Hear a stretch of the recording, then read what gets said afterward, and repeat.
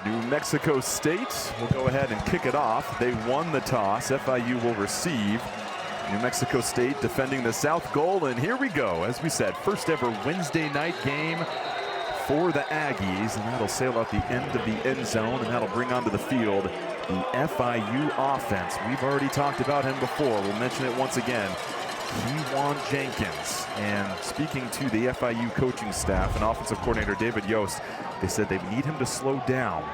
He's playing well as a freshman. You see that number, 29 of his last 30 starts, if you go back to high school, have been victories, as Papa John's presents his player profile. And when you've got youth at the quarterback position here, Dante, you want to make sure he doesn't get rushed this game.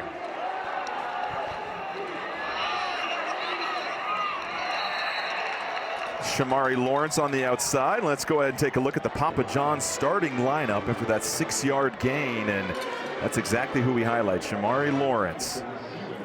6 foot, 200 pounds. They're going to need a big game from him on the ground, creating explosives with his legs. They go to the ground again. It's Lawrence. Short pickup here that brings up third down. Let's go ahead and check out the New Mexico State defense. A defense that'll certainly have a test, and we highlight Keyshawn Elliott leads the team with 32 tackles this season.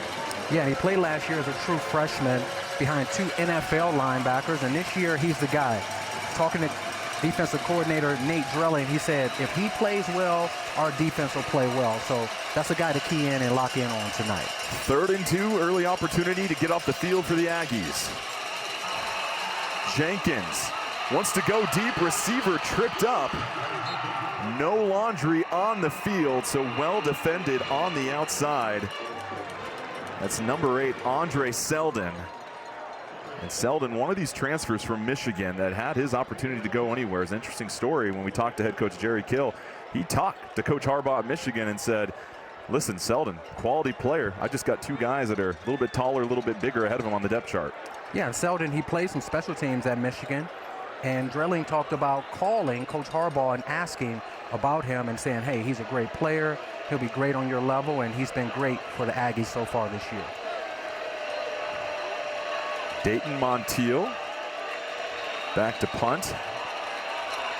So an early 3-and-out forced by the Aggie defense. High flying punt.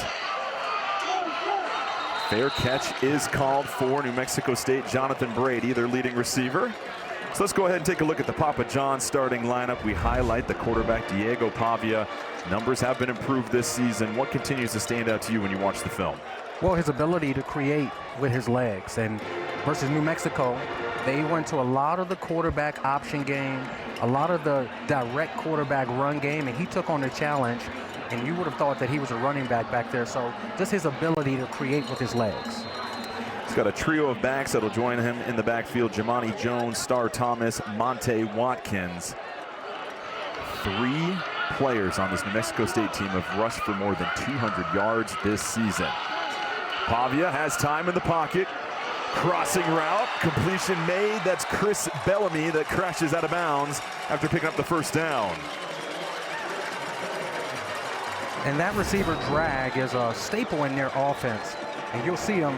Chris Bellamy start on the outside. They get the linebacker sucked up in the line of scrimmage with the play action, and Pavia delivers an accurate ball over his shoulder for the easy first down.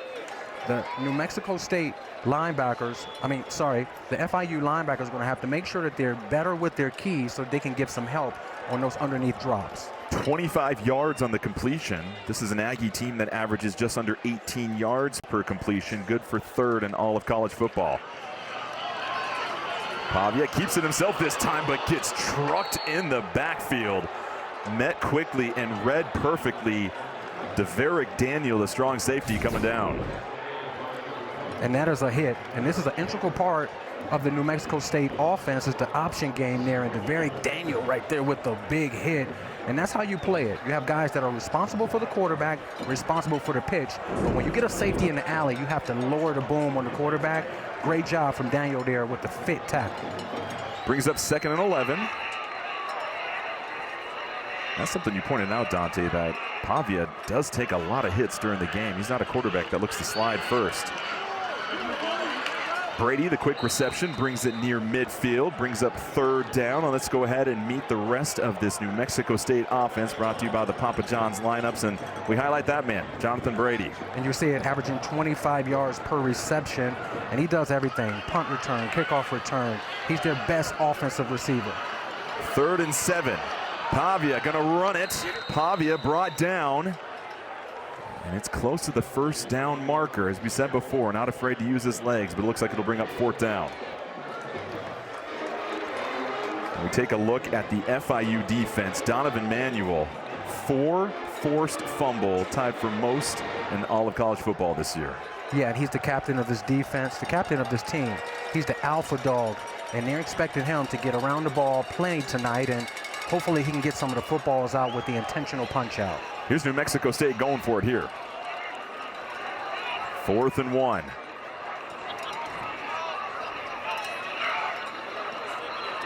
Pavia keeping it and gets the 1st down. Damani Jones, acting as the impromptu fullback on that play, picks up a nice block. Damani Jones at 225 pounds is the lead blocker there, and you see Pavia just read off it, put his left foot in the ground, and pick up the 1st down. That's huge for the Aggies here in this first half. They wanted to possess the football, and this is what they're doing here on this drive. We've already seen Pavia use his legs quite a bit on this opening drive.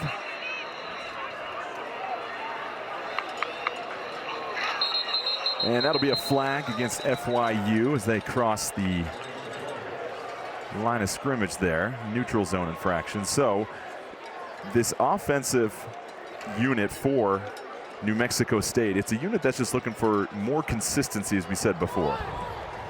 Offside, defense, number 99 in the neutral zone, causing a reaction from the offense. 5-yard penalty, remains 1st down.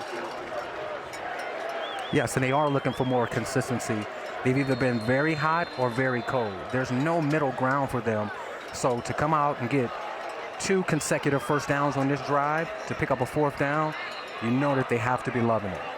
They're coming off a loss at Hawaii a week and a half ago, in which they only had 14 plays in the second half. Hawaii booted a field goal at the last minute, and the handoff goes to Jones for a gain of a couple. And Jones is very good of making guys miss, breaking tackles, and you see Keel there. Look like he's getting his offense up to the line of scrimmage, ready to go hurry up. And you notice the tempo immediately, fakes the handoff to Jones. This time swings it to the outside. Trent Hudson tackled, but picks up the 1st down. So this offense continues to churn yards on their opening drive. And that was a great throw out, quick throw to Trent Hudson, the transfer from Trinity Valley Community College, and he's made big plays at big moments for them all year this year, and they want to get him the ball more. When you get the ball in his hands, great things happen. And what do you think about this change of pace all of a sudden? We saw them kind of start off with the change up and then throw a couple fastballs here. Being a former defender, whenever an offense comes out with change of pace, it makes everybody kind of panic on the defensive side of the ball. So they're just trying to see how they're going to adjust. FIU's going to adjust to this up-tempo offense. Fresh set of downs, pair of backs in the backfield for Pavia. Everyone's going to go out. Pavia trying to avoid the rush, dumps it off across the field, and Jamani Jones with the reception. He's been busy already. And that's one of Pavia's best attributes right there. You see it in the pocket, nobody open downfield. He still has his eyes downfield, sidesteps the defensive tackle, and then Patrick Mahomes sidearm throws it underneath to Damani Jones. Great job of not taking a chance in coverage, but also getting it to his check down. You see more and more people use that sidearm, by the way. Yeah, it's starting to become a normal thing. Pavia 4 of 4, 38 yards on this opening drive, including the 25-yard completion to Bellamy to get things rolling. Handoff, blocked on the outside. Another nice gain for the Aggies. So this offense has found that rhythm that they're looking for. That is Monte Watkins, their home run hitter. Amani Watkins is the edge guy. He's a 10'4", 100-meter transfer from TCU, and they want to get the ball to him more. Whenever he gets the ball, he makes it happen. He's averaging 12 yards per carry, which is insane. Tonight's Red Zone is brought to you by Verizon, and this will be a test for this Aggie offense. The FIU defense ranked 15th in Red Zone defense this year, as the Aggies get a crack at it first and goal from the 10-yard line. Pavia, the keeper, and just a convoy of defenders. Pick a name, and they got to Pavia on that one. And this is also a place on the field where we'll see Eli Stowers, the quarterback, number 7, comes into the game. He aligns at wide receiver. He aligns in the backfield, and he's usually the quarterback option guy here in the red zone. C.J. Christian, the first Panther in on the tackle, brings up 2nd and goal, a loss of 1. Dante, this is where things get tight for the offense, not as much field to work with here. What are they thinking as a defense here for FIU? Pressure and man coverage behind it. Make the ball come out quick. Pavia, quick throw, bobbled then caught. It's Chris Bellamy in the end zone for the score.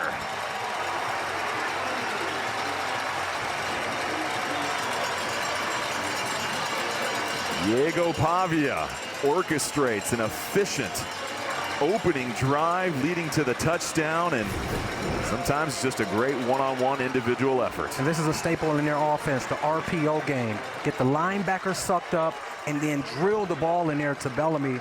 Great job with the accuracy, and the Aggies came out on fire. Great job punching it into the end zone. First touchdown of the year for Bellamy. Here's Ethan Albertson for the extra point, and the Aggies 7-0 out the gate. Diego Pavia, the model of efficiency to give his team the opening score. The Aggies with an opening drive as beautiful as the sunset. They have a 7-0 lead, 11 plays, 76 yards, taking up 6.5 minutes. But how about Diego Pavia? 5 of 5, including that 11-yard strike to Chris Bellamy. Exactly what you look for, Dante, when you win the toss. You choose to kick, your defense gets a 3 and out, and then you march right down the field. That's exactly what we talked about going into the game as far as running the ball first and foremost, and then the play action. And here you have linebackers, Donovan Manuel and Reggie Jackson, who's their 2 best players on defense, but they have to respect the running game, and they step up there, and you're going to see all of this vacant area there. That's what they call the RPO game, and it's an easy pitch and throw from Pavia to Bellamy. Touchdown, Aggies. So Kewan Jenkins back on the field. His team down now. Plenty of time left in this game, but for a freshman quarterback, you have to make sure you aren't pressing. Let the game come to yourself, I imagine. Jenkins, design keeper, rumbles his way forward for a gain of about 9. And McIntyre talked about getting Jenkins comfortable early in the game, taking some off his plate, giving him easy throws and completions, and no easier way than to open it up with a quarterback draw, get hit, get the cobwebs off a little bit, so now you can see the routes in the defense clearly. Ruled a 6-yard gain, 2nd and 4. Jenkins takes his time and just off rhythm with Jalen Bracey, had him open. And that was just a bad throw. When you look at his footwork, he was off balance. Throwing as a left-hand quarterback to the right side of the field is difficult anyway, and that throw right there was just behind the receiver. You hear the cowbells ringing. This is a big 3rd down coming up already for FIU, you imagine, because you got to keep this drive going. Give your defense a little rest after they were just on the field for 6.5 minutes. 3rd and 4. Lawrence a protection. Jenkins keeps it himself, picks up the first down, and slides down right near midfield. So cool, calm, collected. Kewan Jenkins, a gain of 16. And Aggies there went with an all-out blitz, and when you don't keep your blitz lanes and you open up vertical seams versus a mobile quarterback, he's going to take off and pick it up with his legs. Great job of Jenkins escaping up the middle and not taking the hit at the end. Jenkins play action, hit as he throws, lobs it over the top. That's Chris Mitchell, his #1 target. Mitchell takes it down near the 15-yard line. It's the first big offensive play of the game as Jenkins throws it right under duress. And this is why Jenkins has earned the respect of his teammates as a true freshman. Watch the blitz come and him standing there and take one for the team, knowing that he had Mitchell running wide open over the middle. A great job of responding from the FIU offense. 39 yards, flips it outside. Jalen Bracey, not much going there. Well defended by New Mexico State. Makai Miller, the first one there. And if you're Coach Mike McIntyre, you have to like the response that your offense came out and gave to this football team. Now they're in the red zone. They have opportunity to score here. 2nd and 5. This time they'll flip it over to Eric Rivers. Same play, nearly the same result. Brings up 3rd and short. And this is where Jenkins' legs really come alive down here in the red zone. Look for some type of misdirection, getting him to the edge and trying to get him across the goal line. 3rd and 1. Ball on the right hash.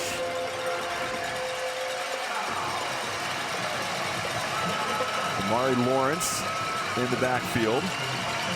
Josiah Miamin, 3rd string tight end, putting a little extra beef on the patty on the front line. Jenkins keeps it himself, little stutter step and waltzes into the end zone. So how about the answer from the freshman? They were trying to get Jenkins to the edge, like I said, but his instincts kicked in because the defense was in good contain, made 2 guys miss, put his left foot in the ground, and that's an amazing touchdown there. Trying to attack the edge, 2 guys over pursue, and then Jenkins is in the end zone. Great job of the Panthers responding. A special, special talent. Kewan Jenkins, 3rd rushing touchdown of the year. 7 plays, 75 yards as Chase Gabriel notches it up at 7 apiece. And how about how quick that drive was? 2:37 off the clock. We talked about Jenkins being ultra elusive. There's not more you can do there. 2 guys missed into the end zone. You're watching college football on CBS Sports Network, presented by Geico. FIU marching down the field right after the opening drive from New Mexico State and answering with a 7-play, 75-yard drive, taking 2:37. It was Jenkins using his feet, but Dante, let's check out the big play of this drive that really opened things up. Yeah, the big play was down here in the red zone with Jenkins. They like to utilize his legs down there. And then this one here was just a blown coverage. And this is very disheartening for any secondary. And what tells me that they're playing cover 2 is the safety at the top here. Sorry about that. He's playing a deep half. The safety here at the bottom, you see him come down. That tells me that he's blown the coverage. And by the time Selden sees that the safety isn't there, it's too late. But this, the easiest way to get beat is to give up explosive plays because of lack of communication. And how would you sort out that stack formation we saw down there with the 2 receivers? Because that takes some extra communication. So the return made here, but again, sometimes we've heard this coaching staff say we got to put our players in position pre-snap. We saw that there. They were in position pre-snap to make plays. The safety is supposed to remain back, playing over the deep half over both of those 2 stacked receivers, and then Selden and whoever the outside corner is, whoever is on the line of scrimmage, the receiver, he gets up and press, the other guy plays off. It's an easy fix, but it'll beat you if you continue to give up those big plays. As they call it, a teachable moment in the film room after this one. So 7-7. Take a look at Jerry Kill, 2nd season as New Mexico State head coach. 9-9 record, won a bowl game last year. Trying to get win number 3 this year. Pavia, play action, thought about going deep. This time has to get out of the pocket, trying to keep it alive. He'll stiff arm a man and get out of bounds. Max protection, keeping all the offensive linemen, tight end, and backs in with a 2-man route down the field. It's easier to cover for the defense, and that's why Pavia had to scramble.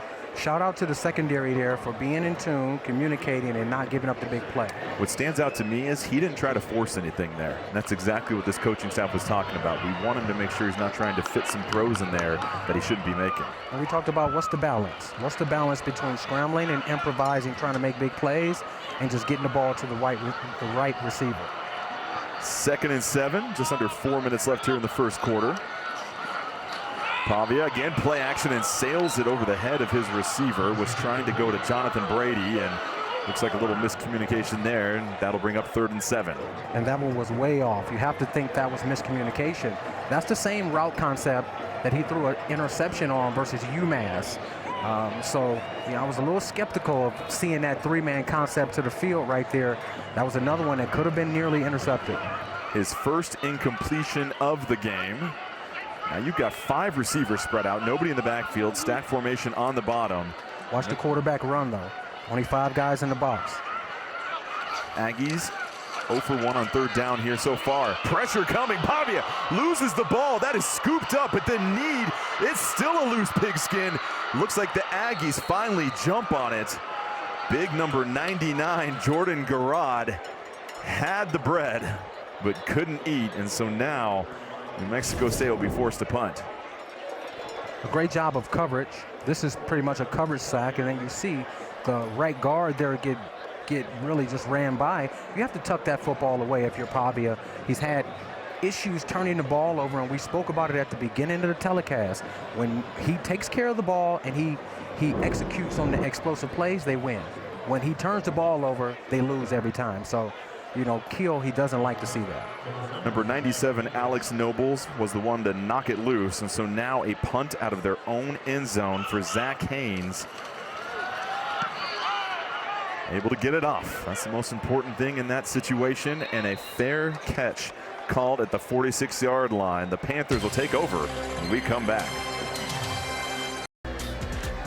Liberty, a 38-6 victory over FIU, and FIU's last game. That was the game in which Jenkins felt sped up, but now the freshman has really settled into his groove, has a chance to put his team up ahead and hits the tight end. A rare completion to a tight end, just the 8th ball caught by that position as Josiah Miamen snags it. And he was wide open. They had him aligned at the fullback position. They did a play action fake. The linebacker thought he was going to block, and they snuck him up the middle. That's a great play concept right there and great execution. Jenkins play action, uses his feet, avoids the rush. Jenkins still running, gets to the outside, pushed out of bounds, and has proven to be an elusive target already in the first quarter. Well, how elusive is this young freshman quarterback? You want to talk about slippery outside the pocket, and this is one of the things they harped on. If it's not there, if you feel the immediate pressure, take off, use your legs, and right there, he broke a few pairs of ankles out there. I like what I'm seeing from Jenkins on the sideline. 14-yard gain, and just like that, FIU in the red zone. Handoff this time to Keyshawn Owens as Owens gets his first touch of the game, and more positive production on the carry. And offensive coordinator Yost, he talked about Owens becoming a complete back. When he came in, yeah, he was a good runner, but they want to see him in all 3 downs. First and second down, receiving the ball out of the backfield, and the blitz pickup. 2nd and 2. Saw that quick scoring drive, just 2 minutes and 40 seconds for FIU. This time they go to the outside, but that is quickly snuffed out. Mekhi Miller in there like a missile. And this secondary is deep, it's athletic, and Mekhi Miller is one of those guys, 6'1", 200 pounds. And they talk about him being one of those thicker safeties that's always going to be around the ball. Great job of coming up, face tackling it, wrapping his arms, and forcing this 3rd and short here. Loss of 1, 3rd and 3 for Jenkins. We've seen him use his legs on 3rd down before. The toss to the outside. Here's Owens racing for the first down marker. And Owens appears to have gotten, it looks like he might be a little short here though. 4th down.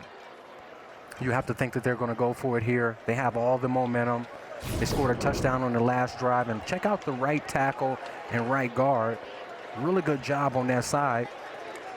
Really close right there. I want to see that in a little slow-mo. Owens seemed a little nonchalant going for that first down marker. Sometimes we see guys dive and they realize they're close. And here's the Philadelphia Eagles Jalen Hurts quarterback sneak formation, and they didn't get it. Oh, they did not get it. They tried to push him.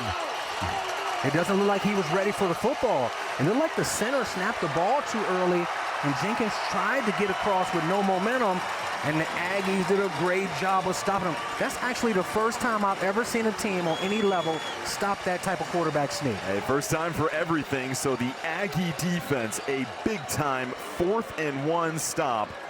And they take the momentum right back from FIU as looks like Jenkins is over there talking to head coach Mike McIntyre. A little miscommunication on the snap. I agree with you. Play is under review. Review if the runner made to the line of gain. So we'll take another look here, and I'm curious, Dante, what you see specifically. You see how he handled that ball? Yes. He wasn't ready. The center snapped it a little early. He didn't have momentum to go forward. The offensive line wasn't surging forward, and this is where the defense creates a pile and knocks the quarterback back. I don't think it's close. I think it's first down Aggies going the other way. We've seen some quarterbacks in this situation reach the ball forward. Is this something that he maybe should have done here? No, because there's too many defenders swarming around the ball, and they tell you, if you see defenders around the ball and you don't have a clear hole to put that football across that first down marker, then don't keep it in there. You see how many guys are swinging at it? It's impossible to put it across the line of scrimmage. So they'll review this, but this is a major swing in this game already. It just felt like FIU was moving the ball down the field, had no problem, and we go back to the carry on the outside by Owens where he was just nudged out of bounds by that first down marker. Felt like he... I don't know if I like the call. Jenkins is a smaller quarterback, 5'11", maybe 5'10", 190 pounds. I think that with his elusive ability, if you spread it out, go empty, and you allow him to improvise, he could possibly pick it up with his legs. When you tighten it in like that, you're pretty much telling the defense what you're doing, and you limit what you can do on offense. So the officials continuing to take a look at this just to make sure the call was correct, but obviously very frustrating for Mike McIntyre because you're moving the ball, things are getting into rhythm, and then all of a sudden you can't convert a 4th and short based upon either the snap or an execution issue. And they talk about the errors, the mistakes that you can control that you need to fix. And then you have to think about the call as well. Sometimes it's not just the players. The ruling on the did not make the gain. First down, New Mexico State.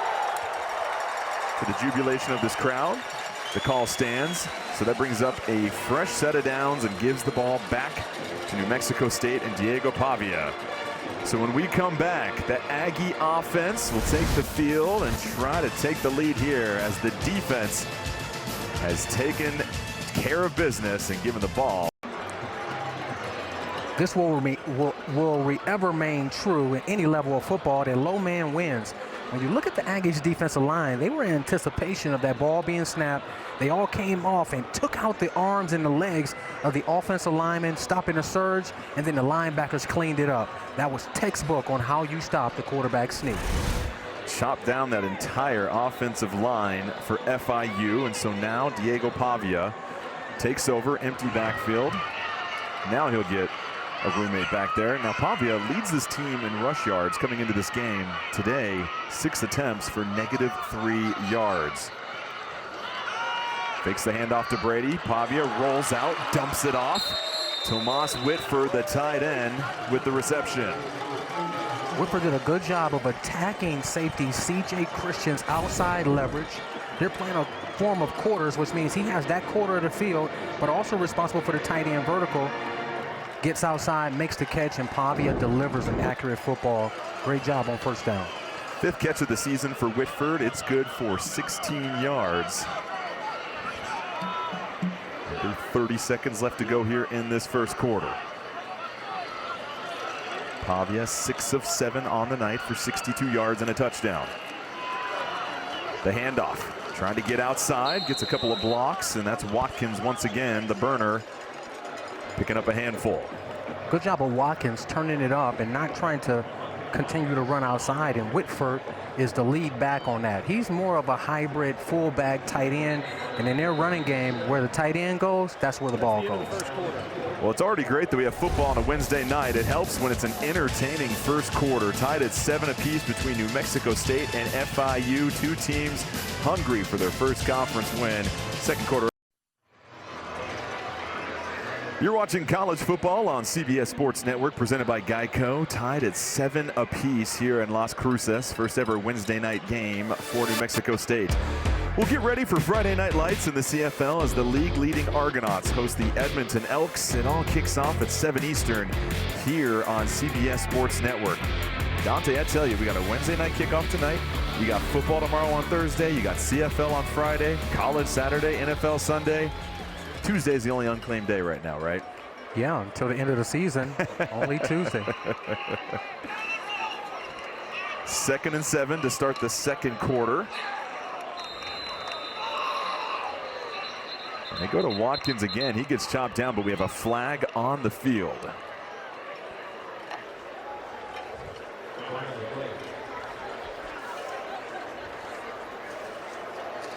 Holding, offense, number 71, 10-yard penalty from the previous spot.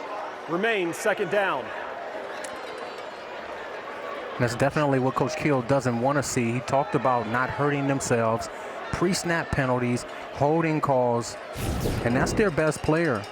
Pete there, let's check him out on the left tackle there. Yeah, just that left hand grabbed the outside shoulder pad, and they caught it early.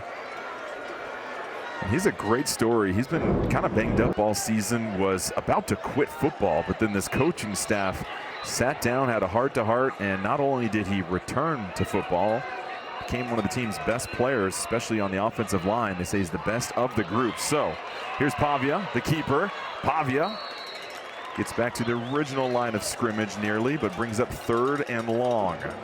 And that's another staple in their offense, and a great job of the offensive line executing. Right there is an empty formation. They want to give the look that they're going past, and they want to get the offensive lineman downfield on the second level and then allow Pavia to use his instincts. Great job there picking up the yards and putting it in a 3rd and manageable instead of a 3rd and extremely long. And that was Donovan Manuel putting a stop to the run, and so New Mexico State 0 for 2 on 3rd down here in the first half. Jones will empty the backfield. Pavia has options. Here comes the pressure on the blind side. Has to get away. Pavia will try to leap a man. Flipped over and then hit while in midair by Reggie Peterson. He was a wrestling state champion, but regardless of how tough you are, I don't think any coach wants their quarterback taking hits like that. Coach Keel can't allow his quarterback to do that on the sideline there. I don't think he was even close to the first down marker. This is where you have to give it up, concede, and get out of bounds. And the secondary did a good job of showing Pavia something pre-snap and rotating. You see it there, just getting the legs. He's just lucky he didn't come on the top of his head, on the crown of that helmet. I don't really like guys taking flight. Never great when you have to use the word crunch on a hit towards the quarterback. So that'll force New Mexico State with the punt, and FIU, the defense, keeping things moving and getting possession back to their offense. But the hard-hitting Panther defense, a big reason why this team is much improved this year.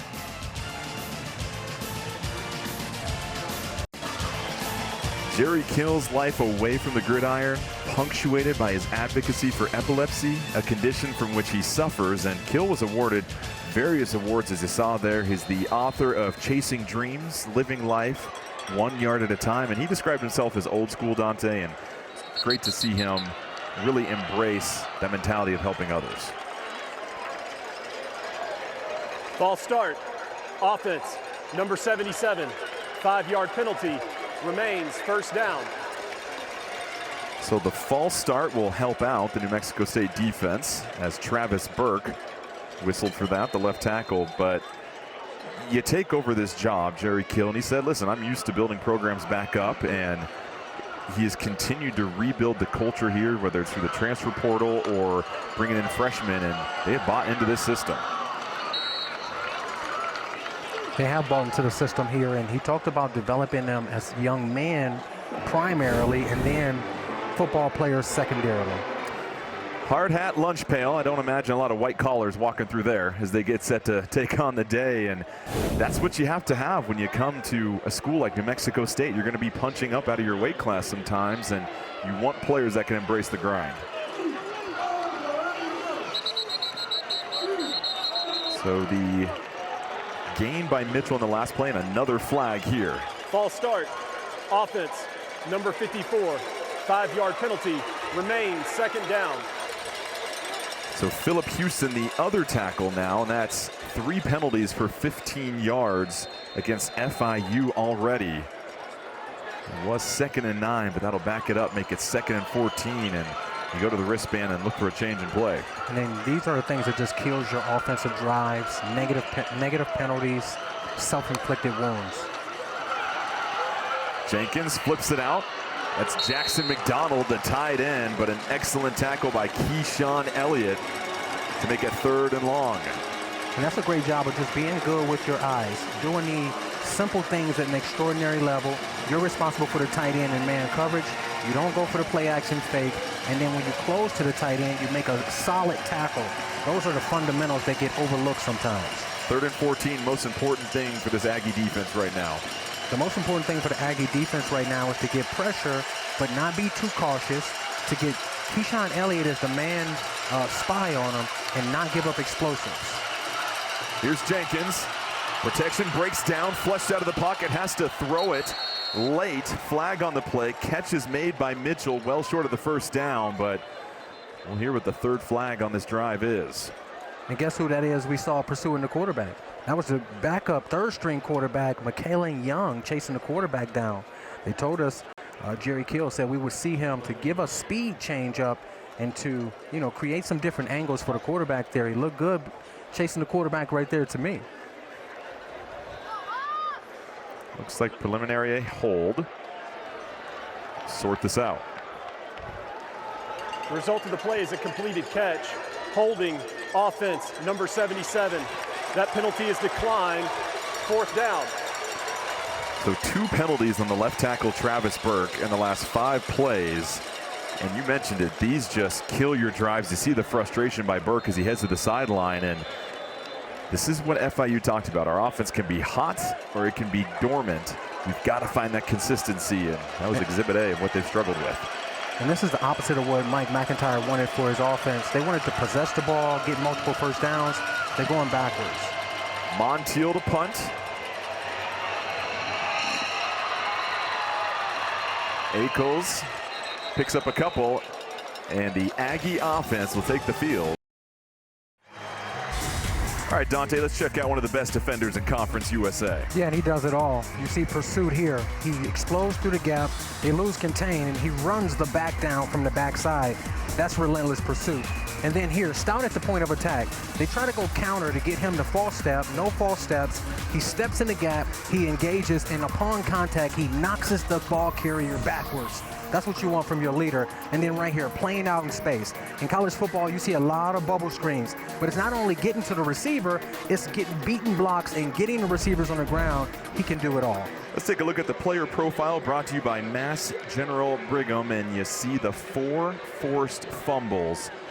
First in the nation, 7 tackles for loss, also leads the team. And when you talk to defensive coordinator Javon DeWitt, he said both Manuel and Reggie Peterson, the 2 linebackers, are always watching film. They love the game of football. They're texting him after games immediately saying, we could do this better, we could work on that. The type of player that every coach loves to have.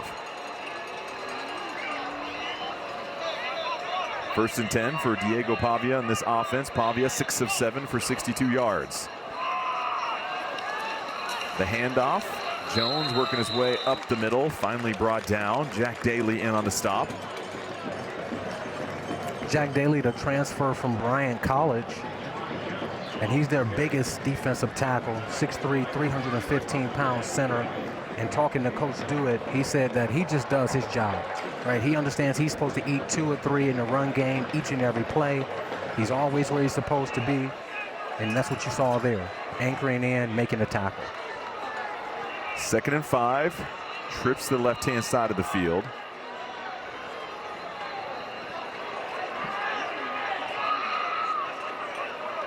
A couple plays in a row. We've seen Pavia look to the sideline. Play action, Pavia, one-on-one on the outside. Completion is made for a first down. And that's his man, Trent Hudson, with another reception.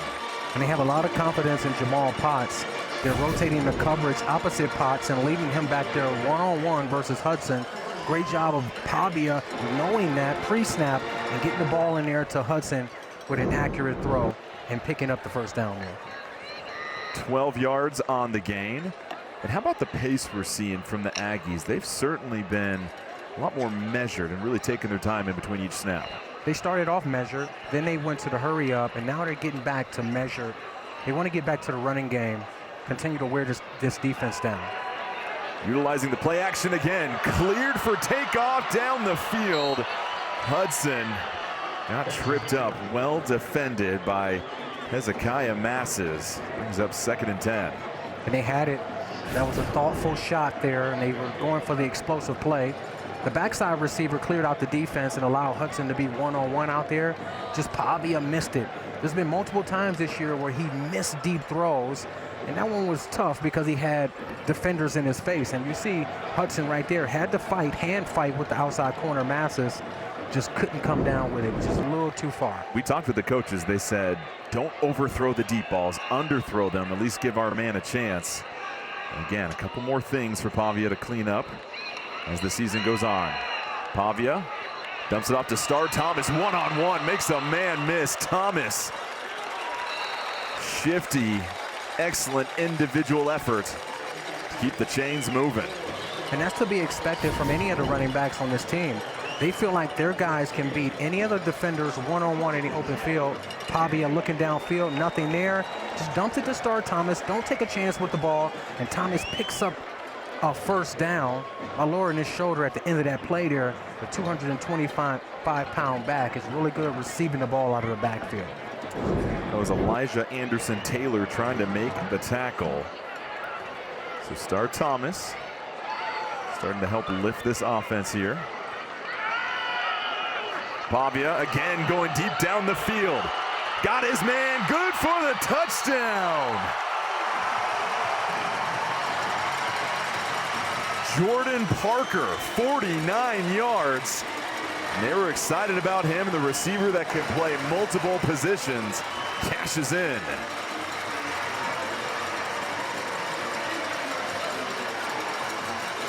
And they're running the train right now on Potts back there. You'll see the slot receiver here. Potts is on him. He gets a free release off, which means that, you know, nobody's up jamming him, taking speed off of him. He sticks him at the top of the route there, and Pavia drops the dime right over the shoulder. Aggies back on the board.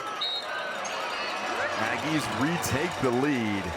And Pavia, 9 of 11, 134 yards, 2 touchdowns. But that drive, 5 plays for 78 yards, and an absolute dime that is dropped right into the basket.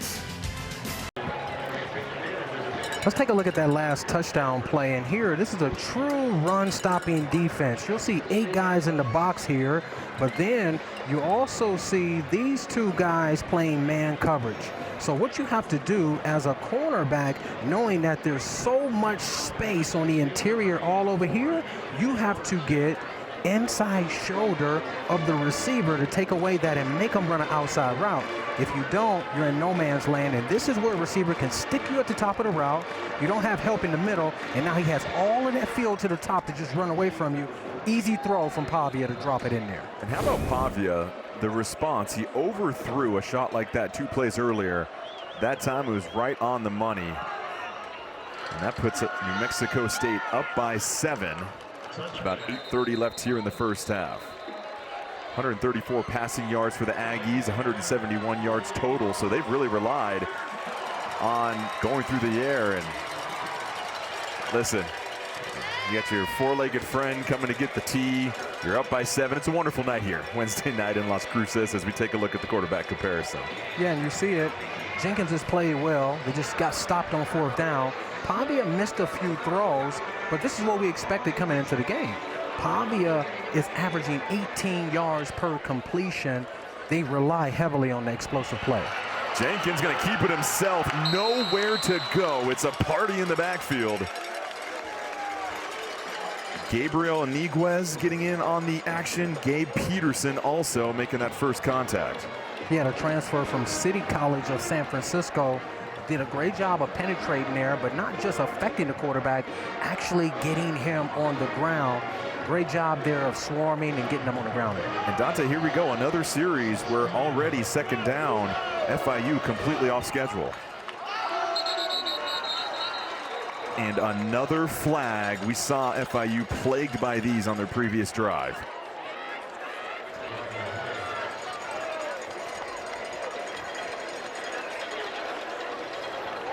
False start. Offense, number 55, 5-yard penalty, remains 2nd down.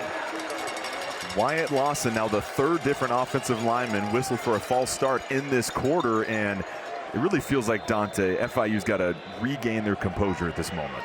Yeah, and you would think that the crowd noise would be affecting them. There's not much crowd noise, so I don't know what's really going on up there up front. Jenkins, the keeper, trying to dance around. Picks up about 7 yards, but brings up 3rd and long. And that's the way you neutralize the pass rush. And to get it back into a 3rd and probable. Right? You can possibly get this, not third and extremely long. You expect some max protection here where they probably have 3 men out in the route. And the third option is going to be Jenkins taking off, trying to pick it up with his legs. But what you can expect from the Aggies here is some pressure, and you're going to have Elliott spying them. FIU 2 of 5 on third down. Here's Jenkins, has some time in the pocket, has to dump it off to the back. Oh, the ball pops out. Ruled incomplete, though. Shamari Lawrence was absolutely rocked as soon as he caught that. And I tell you what, that's one of those when you go to the sideline and you have a talk with your quarterback and you say, hey man, if you see that safety just hovering over the top of me, an incomplete pass. Do not throw me the ball and get me lit up like a Christmas tree. That is a big hit. Shamari Lawrence is going to field that one in the morning, and he could have actually ran through him a little more, but it looks like he tried to avoid the helmet-to-helmet contact. Daniel did a really good job of arriving with ill intentions. I think he was watching some of your old game film before this one. Yeah, he probably was. So 4th and 13, that'll force another punt. Fair catch is made at the 42-yard line, but the Aggie defense starting to flex their muscle, putting the ball in the hot hands of Pavia once again. Pavia run the ball since he took that huge shot earlier in the quarter. Well, when you have so many guys running free through the defense, there's no need for him to run the football. I think that with the FIU Panthers, they have to go back to some zone coverage. They have to force Pavia to dink and duck and hopefully get some turnovers off of him. David, the motion man. Here's Watkins racing to the outside once again. And I tell you what, every time they give the ball to Watkins, he's making something happen. And they're being intentional about getting him to the edge, getting him in space, and in one-on-one situations. You see Jones there pick up the block on 42, and then Watkins just does the rest. Again, averaging 12 yards per carry.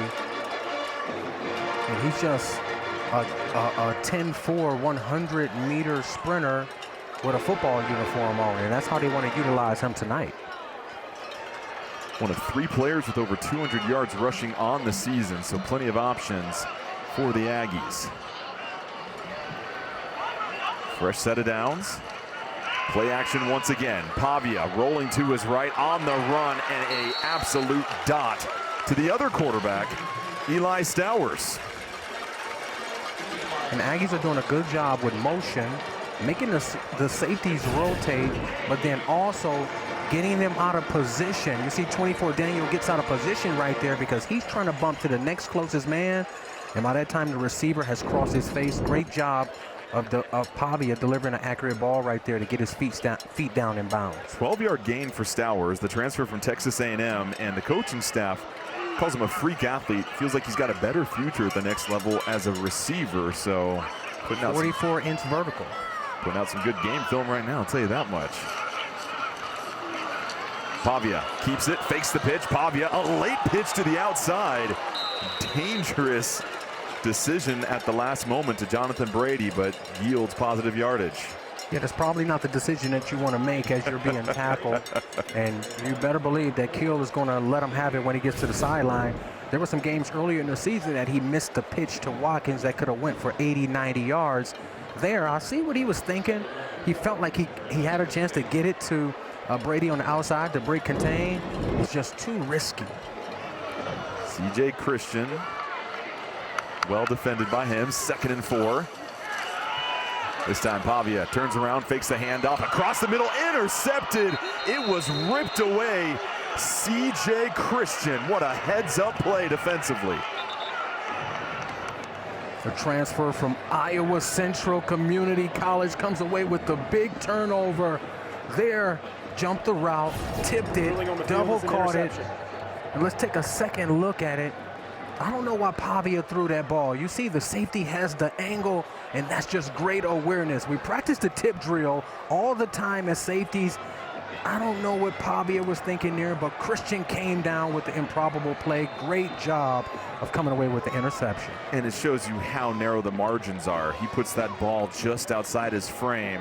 It's available for Christian to rip away instead of right on the numbers. And they said CJ Christian Great ball skills. And is that the turnover t-shirt cannon? That is a first on the road as well. So we'll see if they throw the shirt back, but the FIU offense had 75 yards on the first touchdown drive, 65 yards on their other 4 drives. And specifically, defensive coordinator Dewitt talked about his ball skills. That was a great depiction of his ball skills right there. And even last year, Christian dislocated his shoulder here in New Mexico State. So that's a great revenge play right there of coming away with the big interception. Nearly a year ago to the day as well. Here's Jenkins, has time, rolling to his left. Jenkins puts it on his tight end, Josiah Miamin, with another reception. Keeps the drive rolling. And that's what you want to see right there. You come away with the turnover, you pick up the first down. Nice, easy throw for your young quarterback here late in this second quarter. And you just want to keep the momentum, keep the chains moving and get into the red zone. Keyshawn Elliott in on the stop is an 11-yard gain. Oh, coming in. Hey, hey, hey, the big-time sack by Sterling Webb, but then we have a flag afterwards.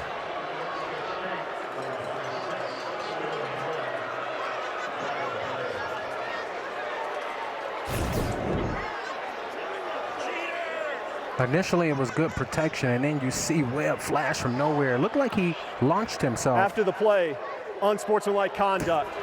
Defense, number 26. You can't do that. That's the player's first unsportsmanlike conduct foul of the game. 15-yard penalty, automatic first down. And he was just excited. He was so excited. And that was pretty athletic. To be such a big guy, to be able to do a front flip and then almost a split, that was incredible. You got to forgive him, Coach. Very strong spherical body helps him do that for sure, but might be some discipline sometime this week after that. Jenkins to the outside.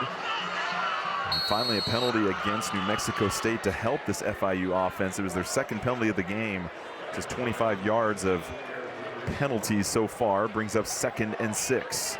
And Coach Keel talked about being old school with his discipline. You can see him right there. He is fuming because he knew that they had opportunity to get off the field after that big sack. Keyshawn Owens, the handoff. 3rd down coming up. They have a hill here called Kill Hill, and I imagine might be paying a visit to that one. Oh, he will be paying a visit to that one. We talked about Coach Jim Trussell and how he would discipline us and make us bear crawl every line on the football field. Well, it looked like Webb is going to be seeing Keel's heel, and here we have a 3rd and short here. You can expect the New Mexico team to try to heat him up, come with some pressure, man coverage on the outside, but also Jenkins to try to escape and pick it up with his legs. 3rd and 2, Jenkins pitches it to the outside. Lawrence gets a block. Make that Keyshawn Owens actually getting the handoff, and so capable backs left and right as Owens picks up the big first down. Whenever you see those big outside runs, somebody on the outside did a really good job of sealing, and it was 54 that sealed the defense off and then allowed Owens to get outside and utilize his speed. FIU has responded late here in the second quarter. Another trip to the red zone for the Panthers. Jenkins has time across the middle of the field, and that is caught. Dean Patterson in traffic. Transfer from Finley did a good job of fighting off a hold from the outside corner, breaking on the inside and catching a clean ball from Jenkins. They're here in the red zone, so look for Jenkins' legs to be activated, or maybe an outside fade or back shoulder fade to Chris. The gravity of that Sterling Webb penalty after that 3rd down sack continues to get heavier and heavier as FIU inches closer to the goal line. 1st and goal. Jenkins, play action, deflected, nearly picked off. A huge opportunity falls out of the hands of Keyshawn Elliott. Keyshawn Elliott would love to have that ball back. There's no better way to stop a drive that's in the red zone than an interception. He started the blitz, he pulled out, jumped. The ball probably came so quickly. When you're 5 yards from the line of scrimmage, that ball is nearly impossible to intercept. But if he didn't do that, that would have been an easy touchdown for Dean Patterson. 2nd and goal. Lawrence in the backfield, gets the pitch. Lawrence racing to the outside. He's got blocks, and he's got a touchdown. FIU a point away from tying this up.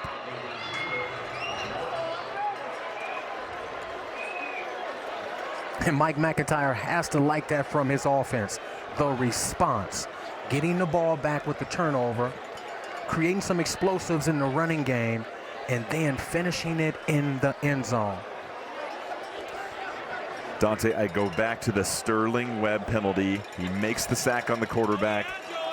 It brings up 4th down, but he celebrates afterwards. That keeps the drive alive, and now this game is officially tied. So 9 plays, 81 yards, 3 minutes, 24 seconds, but more importantly, a tie ball game as FIU gets right back into this one, capitalizing off the turnover here. C.J. Christian comes away with the improbable interception, tip drill, and then you have Shamari Lawrence on the outside running it in for the touchdown. FIU getting a big-time touchdown right before halftime, and keep in mind, Dante, New Mexico State will receive the kick to start the second half, and that last drive aided by an unnecessary celebration penalty after a 3rd down sack. So how does New Mexico State recover? We'll find out, but coming up, we'll send you to the studio for the Verizon Halftime Report. So let's check out the scoring summary. 9 plays, 81 yards, 324. It was Lawrence, the 6-yard rush. Had a nice block on the outside by his tight end, McDonald. But if you're New Mexico State, any type of points would be huge here just to get a little bit of momentum going into the locker room. Yeah, you hope to have a lot of momentum going into the locker room, but you also want to take care of the football. Pavia just threw an interception on the last possession. If you get a good chunk of yards here, maybe you try to get down into field goal or scoring position, but you don't want to force it. Pavia has to get out of the pocket, hoist it up. So that brings up 2nd down, but you mentioned the turnovers. -1 in the turnover battle right now for the Aggies. They're 0-3 this year when they lose the turnover battle in each game so far. Claude Larkins helping to apply the pressure there. They are. It's a direct correlation between them losing the turnover margin and them losing the game. And that's why they've lost the first game, won the second, and they've followed that pattern. Pavia knows that it's all on his shoulders to take care of the football, especially here in a 2-minute situation. 2nd and 10. 1 minute, 20 seconds left here in the first half. Aggies will receive the second half kick. Pavia, straight drop back to the outside, and that is a crisp completion to Jonathan Brady for the first down. And that's another job of Jonathan Brady, getting up on the safety's footsteps, on his toes, and breaking to his outside leverage. It's an easy throw. There was a lot of room there. Now I see the tempo pick up for the Aggies. Pavia contested. Bellamy couldn't come down with it. Adrian Cole on the defense. And that was Cole, the transfer from Syracuse. And they speak about how fast he is, his football IQ, and there on the comeback route, just top shoulder, not interfering with the receiver and knocking the ball away. New Mexico State has to be careful here. Another incompletion to stop the clock. You could give the FIU Panthers the ball back with a chance to score some points with 3 timeouts. You've seen the Aggies take their time on any stop clock situation, whether it's out of bounds or an incompletion, but then went a little hurry up. And they finally got some yardage. Dumps it off. Star Thomas has to dance around. Thomas bursting forward, finally wrapped down. We'll have the first timeout of the half called here in just a moment as the Aggies stop time. And Star Thomas is so good catching the ball out of the backfield and making that first guy miss. It was almost like a screen. It was designed to go to him. He get Roberts out in space and pretty much makes him miss, picking up, 7 yards on that play. Put them in a 3rd and pretty much medium. This is very manageable here for the New Mexico State offense. And Star Thomas is another one of those big backs, 225 pounds, can pound on the defense, but he's very nimble outside the pocket, and especially with the ball in his hands. Both Thomas and Jones, 2 of the backs for the Aggies. Coaching staff said these are guys that, if they didn't have to share the backfield with one another, could carry the ball 20+ times per game, but They distribute the love, give everybody some touches, and keep these guys fresh. They all have similar attributes, but they're different. Watkins is the speed guy outside. Star Thomas, he can do it all. So it's whatever back is hot at the moment is he's going to get the carries. 3rd and 4. This time the handoff, it's Thomas getting to the outside. Thomas still pushing forward, trying to get to the first down. They took the ball. That's a we have the fumble. ball ripped away. We'll see if play was stopped beforehand, though. This was very close to your point, though, Dante. Oh. The ruling on the field was the runner's progress was stopped after reaching the line again. First down. That seemed very close to me. It looked like Star Thomas was still making guys miss and trying to get extra yards. And they just stripped the ball from Timeout. him. FIU. That's their first timeout of the half. 30 seconds. So FIU will call timeout as McIntyre, for obvious reasons, fired up on the sideline. He felt like his team got their second turnover of the game. One more look. Yeah, he's very hot there on that sideline. And you see a Star Thomas, good job of making the first guy miss, and Manuel making Potts miss, actually retreating from the line of scrimmage. And there, that's when the ball came out. I think that it's like a bang-bang play, but we can't really hear when the whistle is blown. Here's real time. Gets outside, make Manuel miss. Another missed tackle there, still fighting for yards. It's like almost simultaneous. And what's important is the call on the field, and that was forward progress that was stopped. And so, but that's a problem that Star Thomas had last week. There was a guy that ripped the ball out, but even if that ball isn't blown dead, you have to protect the ball as a halfback, as a running back, especially in this position in the game, in this area of the field. Thomas stays in the backfield. They're going to motion David to the other side of the formation. 50 seconds left. Pavia, play action, pressure coming, has to get out of it quickly, and that is just simply dropped on the outside. Ron Tiavasaway couldn't bring it in, so brings up 2nd and 10. He's a guy in that fullback tight end role where they use him as a lead blocker, and that's an easy catch there. Just took his eyes off of it. Probably saw so much green grass in front of him. Got a little excited there. Came into this game with 2 catches for 34 yards.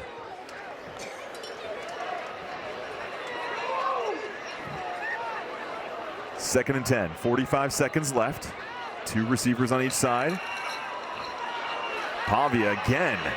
Can't get comfortable in the pocket. Has to roll out to his right. Heaves it downfield, trying to make the connection. Overthrew Hudson. High degree of difficulty on that throw. 3rd down coming up. And they are running these corners off every time with deep routes. And they have to do a better job of keeping Pavia in the pocket. It's too easy for him to get outside the pocket and potentially make that explosive play. That's another one right there where Pavia has this ability to get outside the pocket and throw the ball anywhere on the field. Just a little bit too far for Hudson. Credit the FIU defense. Last handful of plays, getting really nice push from those interior linemen, forcing Pavia to retreat. So 3rd and 10. Empty backfield. Pavia dumps it off for a short little completion. Hudson goes down. And New Mexico State will call one more timeout. So 4th and 5. You figure 31 seconds you go for it here. New Mexico State. That's their second timeout of the half. 30 seconds.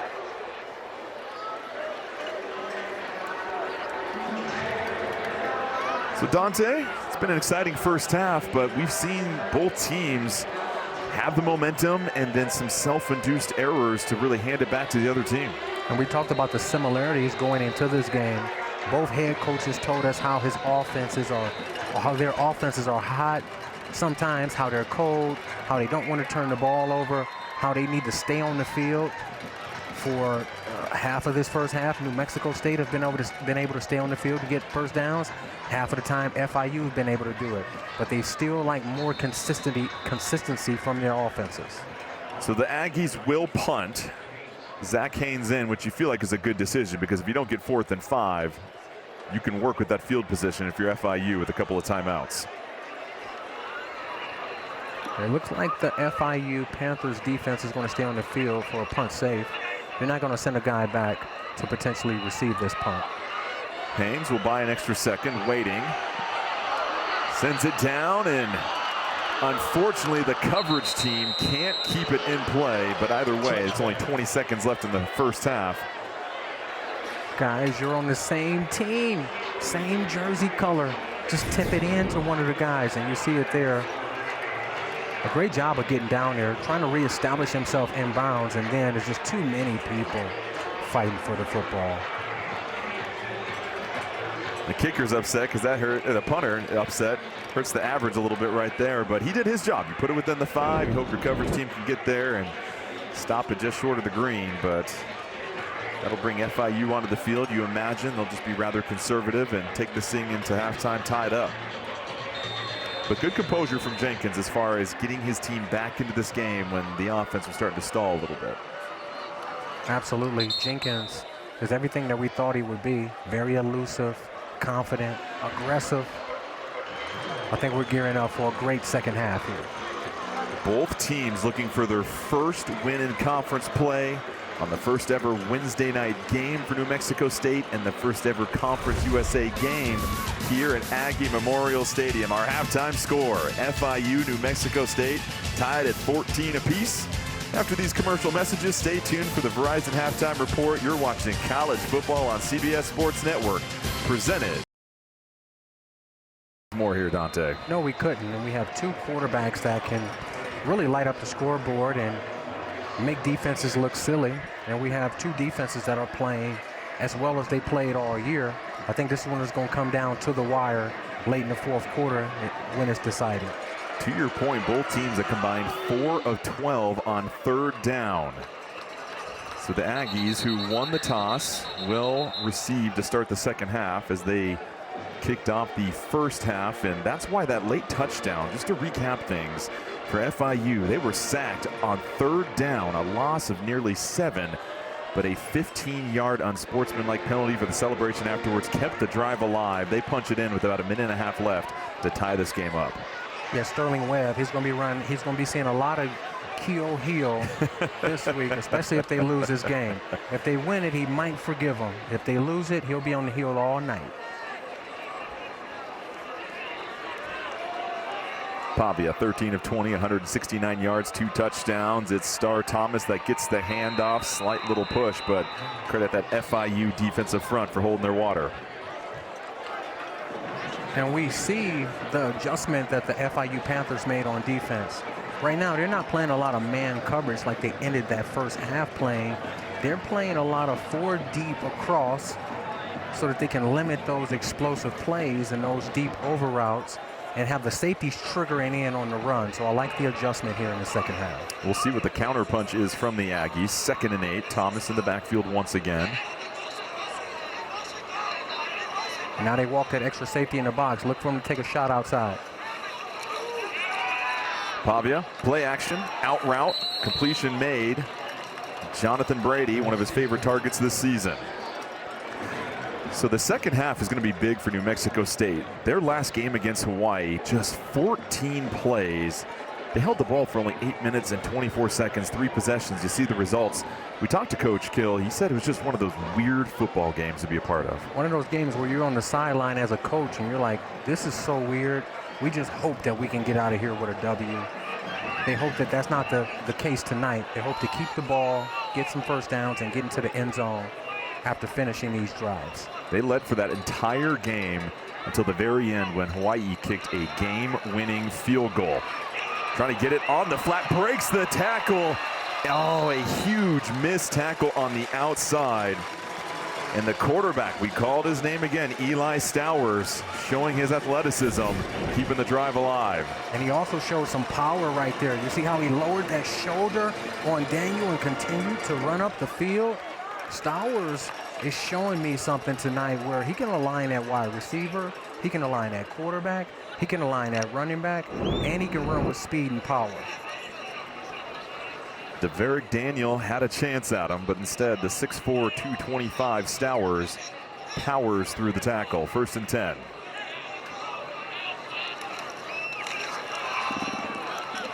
Here's the handoff. Thomas, nothing going. credit this FIU defensive front. Got some veteran players here, some size as well too, that really helped this team turn things around. And they're doing a good job of being stout up front. Coming into this game, they were giving up 212 yards per contest on the ground. And I don't know if the New Mexico State team has over 70 yards rushing tonight. That's a phenomenal job. Setting the edge, getting on and off of blocks, but then making the tackles. Just 62 yards on the ground for the Aggies here. 2nd and 9. Whitford, the tight end, in that short motion. Designed rollout. Pavia is trying to get the max protection. Able to turn it into a productive play, though. As Pavia continues his efficient night. And that's a normal play where they run a sprint out. The slot receiver breaks to the sideline, but then he makes an adjustment. The corner overplayed the sideline route. The receiver makes the adjustment, comes back, and makes a good connection with Pavia to pick up that first down. 14-yard gain for Donovan Faupel, the freshman. Getting some early action here. Reminiscent of that opening drive for New Mexico that took over 6.5 minutes for New Mexico State. Led to a score, the first one of this game. And gobbled up behind the line of scrimmage. And right now, Thomas has been having to work extra hard for a lot of those yards as O'Neal was the first man to him. And you see they had a run stunt on where they're slanting to the inside. Number 90, O'Neal, does a good job of not going for the inside fake from Star Thomas. And then like they talked about all week, they've had problems tackling. They talked about tackling the ankles and the legs of the running backs, going low and getting them down for a TFL. 2nd and 12 here.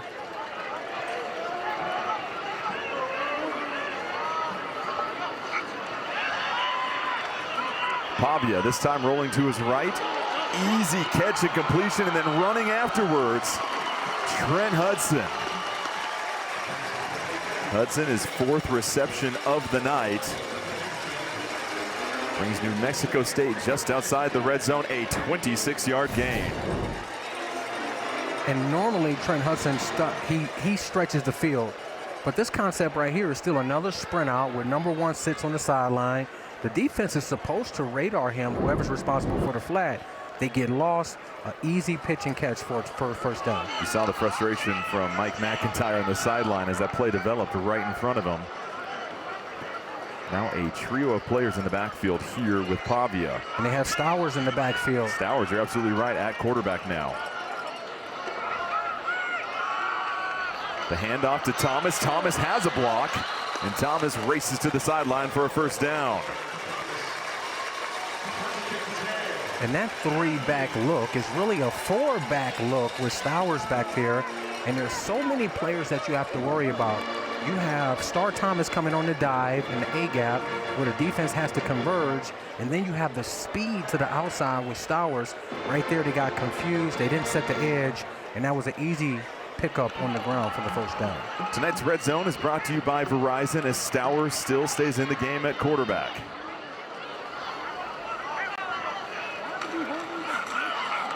The handoff again to Thomas, trying to muscle his way forward.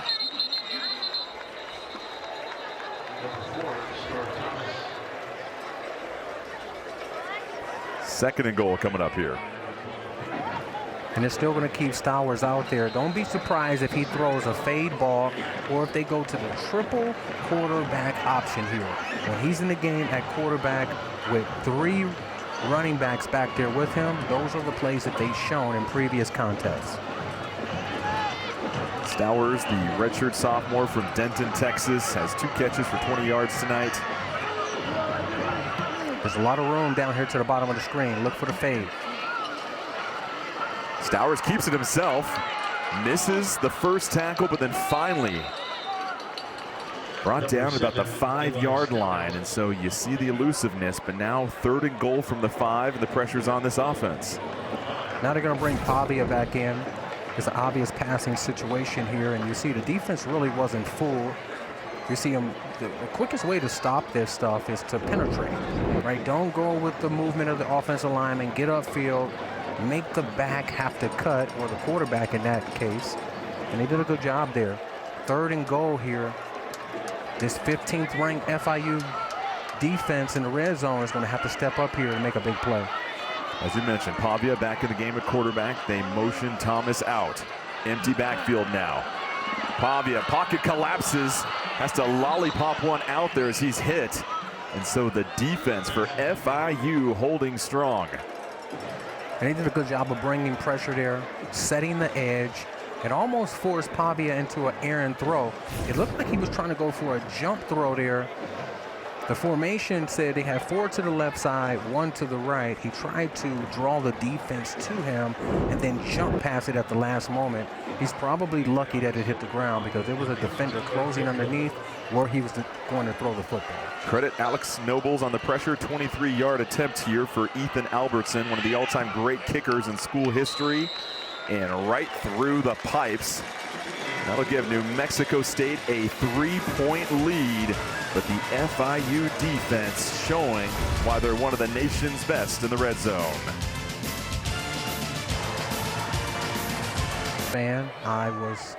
I'm from Ohio State, but a lot of the coaches that I played for at Ohio State, they were from up under Nick Saban. So whenever he gets a quarterback, he's really going to get it done. But right now, they're doing it with defense. They're doing it with the running game, and I'm going with the Crimson Tide.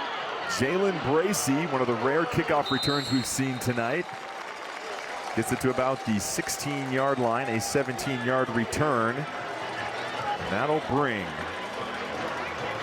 Kewan Jenkins back onto the field. And interesting note, his numbers in victories this season so far off pace of that. Yeah, but he's really reliant on the deep ball, and they haven't been able to connect on any of those deep balls to, well, just one to Chris Mitchell. But they'd like to get that more consistently. They like to max it up, block it up, and allow him to throw the football. Shamari Lawrence gets the handoff. Tripped up for a gain of 3.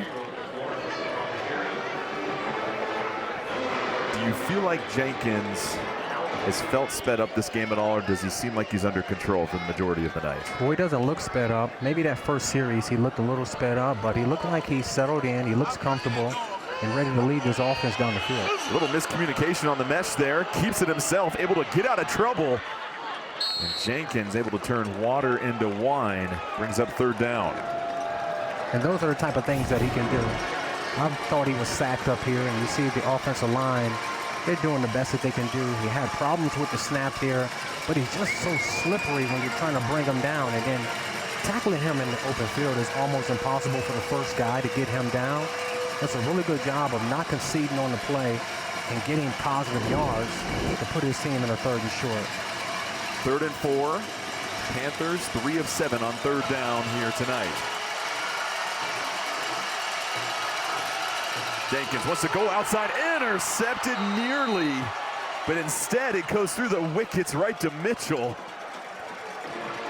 So a little deception on that one. Let's watch this one more time because it looked like clear as day that you had the interception for Dylan Early. And Dylan Early, they said he's one of the smartest guys on the team, the highest IQ, and I'll tell you why he did it. It was 4-by-1, and usually when you get 4-by-1, they throw it to the slant backside, just couldn't come away with it. And then Dean Patterson with a completion right near midfield. One more look at this, Dante. I have never seen something that is that deceiving from this vantage point. It's very deceiving. And Mitchell came down with that ball. It was incredible. It looked like the defensive back closed his eyes. It went through his arms. But a great job of concentrating and coming in down with the catch. Here, they're trying to push it into the red zone. Patterson, 21 yards on that last completion. 3 straight completions now for Jenkins. Finds his tight end, Rocky Beers. And now we're starting to see some rhythm develop for this Panther offense. Earlier I talked about Jenkins having a good feel for the game. Look at that there. Turning his shoulders, not taking the hit. Throwing the ball to the tight end to where he can catch it and make a move with it after the catch. He's starting to just really let his instincts kick in now. 2nd and 2. Jenkins will keep it again. Jenkins trying to look downfield, and he is tripped up in the backfield. Keyshawn Elliott, the leading tackler for the Aggies, got to him. And that's what defensive coordinator Nate Drilling told us. If Keyshawn Elliott plays well and he tackles the quarterback well, we'll have a good chance at winning this game. And you see it there on the blitz just coming through. Jenkins nearly escaping, but they were going to the outside to the double move, slant and go to Dean Patterson. The cornerback on the outside stayed high shoulder. And Elliott comes down with the sack. Turns a 2nd and 2 to 3rd and 11. The pitch to the outside. Lawrence brought down. Brings up 4th down. And Shamari Lawrence did a really good job right there of finishing the run on 3rd down, getting his offense in a 4th and short here. And you see the tackle and the tight end set the edge. Shamari Lawrence makes a guy miss and picks up those good, tough, hard yards. This is a 4th down. This is a critical point in the game right here for this FIU offense. 4th and 3. Panthers 0 for 1 on 4th down here tonight. Jenkins, quick pass to the outside. That's his tight end. And the 2nd catch made during this drive for Beers. And more importantly, a 1st down for FIU. Beers is a trusted receiver for Jenkins, and they were playing a cover 3 on defense, which means somebody was supposed to hover over the top of Beers, but the outside receiver kind of got in the way and made a pick, just enough for the 1st down. Jenkins, pressure coming from behind, avoids the defender, and then finally Lawrence after the catch is made. And now we've got a flag on the play.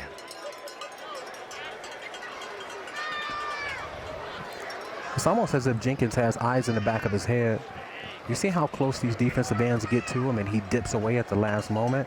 That's those instincts that we're talking about. Not being a robot at back there, not thinking too much. Prior to the pass, holding, defense number 4, 10-yard penalty from the previous spot, automatic 1st down. B.J. Scolark, the defensive back, and that's maybe why you saw Jenkins have to double clutch and go to the check down at that moment. So 1st and 10, 3 penalties for 35 yards for the Aggies. And that's unfortunate because B.J. Scolark is one of their most trusted veteran players. Jenkins fires it outside. Patterson again, nice completion, and you're really starting to see the freshman Jenkins get into a groove here. Yeah, Jenkins is getting to a groove, and they're really trying to target Patterson intentionally here. And B.J. Scolark, again, you have to close to that upfield shoulder. Good job with Dean Patterson giving him a shimmy shake and then getting up the sideline to get those yards after the catch. FIU has responded every time the New Mexico State Aggies have scored tonight. Is shimmy shake something they teach you at The Ohio State? Yeah, and I've been shimmy shook a few times at DB. See, they just taught us a shimmy in college. We didn't get the shake part. And all of a sudden, that is a muddle of defenders quickly wrapping up Jenkins, and that'll bring up 3rd down, a loss of 3. And you know what the shimmy shake is. When you get a comeback on the outside, the receiver is facing the quarterback, and then as a DB, you're coming up to try to tackle, and he gives you the shoulder shake. That's what he did there. But good job of this New Mexico State Aggie defense penetrating. That's one way to get to the quarterback. Penetrate, make him stop his feet, but then get him on the ground because he is slippery. 3rd and 5. FIU 4 of 9 on 3rd down. Keep an eye. Nikhil Webb-Walker, one of the best pass rushers for the Aggies, hobbled off the field. Jenkins will keep it himself, but quickly brought down. Gabe Peterson read it like a book, and that brings up 4th down.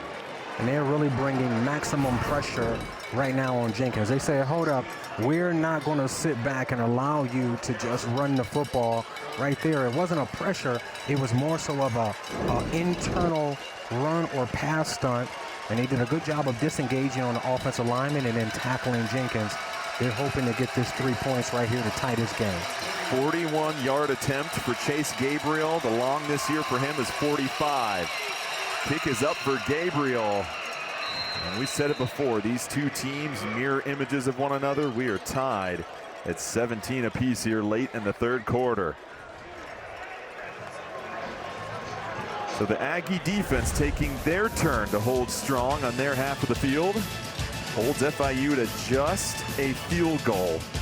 Two teams looking for their first conference win, liking what they're seeing so far. Tied at 17 apiece, 1:01 left here in the third quarter. The Aggies are back in action same time next Wednesday as they welcome Sam Houston here in Las Cruces. Kickoff begins at 9 Eastern on CBS Sports Network. Third tie of this game. We said both teams coming in, Dante, they had losses in their last game that they just didn't sit well with. They're looking for their first conference win. Talked about the similarities, and this game is shaping up to be a terrific finish here. And very evenly matched. Offense, defense, and special teams, both of these teams are very evenly matched, and it's going to be exciting here in the fourth quarter. So more football next Wednesday. You take a look at the two quarterbacks, Shoemaker and Pavia, and why Pavia has given defensive coordinator such a headache. Just look at how impressive his numbers are to one of his counterparts here. Yeah, he can get it done through the air, on the ground. The option game is trouble for any defense that they face. The only thing is that when he doesn't turn the ball over and connect on a lot of explosive plays, this offense is really hard to stop. So that'll be another exciting matchup next Wednesday night. Pavia, 17 of 25, 222 yards, 2 touchdowns. The interception you could partially blame on the receiver, bobbled the catch, and then it was ripped out of his hands. Other than that, it's been a pretty flawless performance for him. Handoff, trying to go to the outside. Once again, Monte Watkins making something out of nothing. Watkins. What a play down the sideline. Put them into FIU territory, 27 yards. Somebody has to be on high alert when Watkins is in the game. They're only running outside runs, and they talked about the missed tackles last week versus Hawaii and how it's showing up again here tonight. That's one thing that you don't want to resurface is the negative tackling, because this is a team that wants to really run the ball, and Watkins right now is still continuing to keep that 12-yard average per run going. They might take another look at this. Previous play is under review, reviewing where the runner stepped out of bounds. We saw Watkins tiptoe the sideline. That's why you go all white shoes, by the way, with the white spat. Yeah. Don't make it easy for the cameras. They call them Billy White shoes, Billy White shoes. And you see them there. The left foot look like it's in. The right foot is in. Let's check it again. Left foot looks like it's still in. Right heel. Right foot. But did the right heel touch the ground? No. That right foot is in. Left is in. I think he's in. I think he's in all the way. It was a 27-yard gain for Monte Watkins. Watkins, 4 carries, 57 yards on the night. And it's the balance. There was a block in the back right there, which they didn't call. And then you see it just tightrope in the sideline. This kid is just phenomenal. He's just one of the best athletes on this team. He's definitely the fastest player on this team. And when you talk to Coach Kills, he said, we just can't get him the ball enough. And because when they do, he makes big plays.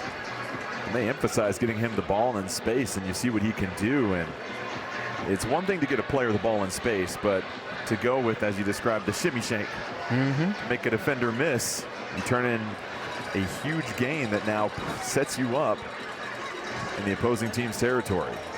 And a lot of people have this misconception that a lot of bigger backs are harder to tackle. No, it's those fast, quick guys when they get you in the open field one-on-one and they can change direction at the drop of a hat. Those are the guys that really put fear in a lot of defenders, and that's the type of guy and type of runner that Watkins is. What's going through your mind when you get caught on an island one-on-one with one of these shiftier backs? What do you have to keep in mind? Oh, in my career, I've been shook really badly by LaDainian Tomlinson early in my career in Buffalo. Probably gave up a 75-yard touchdown. And then in the divisional round in San Francisco versus the New Orleans Saints, Darren Sproles got me. So you're thinking like I'm scared. Ruling on the field stands. First down, New Mexico State. There's a phrase called towing the line, and I think it applies to that situation as a huge gain. And shout out to our camera crew. Just some wonderful angles right there to help them make the correct call. And the best in the business as New Mexico State right beyond midfield. 1st and 10, fresh set of downs for Pavia and company.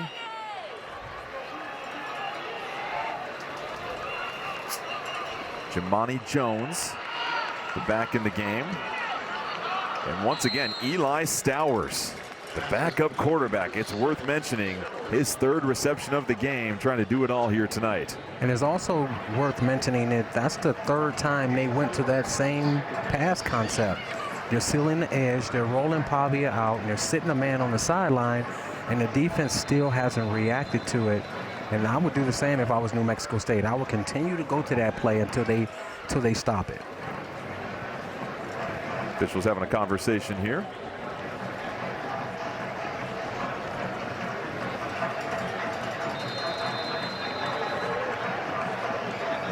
They're going to run the clock, and that'll most likely do it for the third quarter. It went by quickly, but guess what?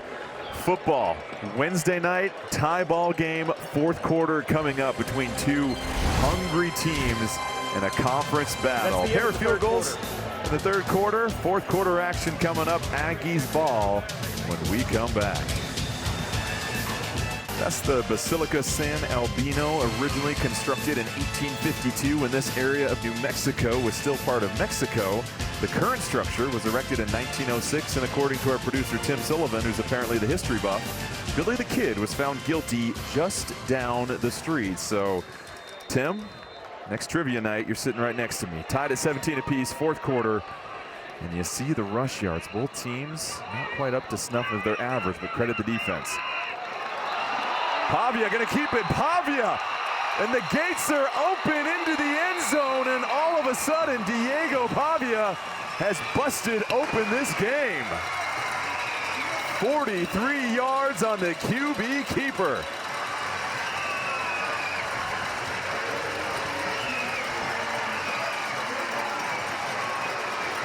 And that's what they're talking about when they talk about the parting of the Red Sea. And it was all made possible by the play design and Watkins getting outside.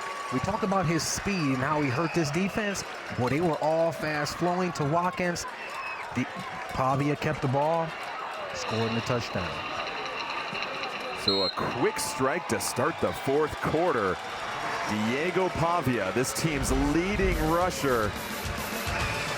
Sometimes you just call a play and all 11 members hop on board.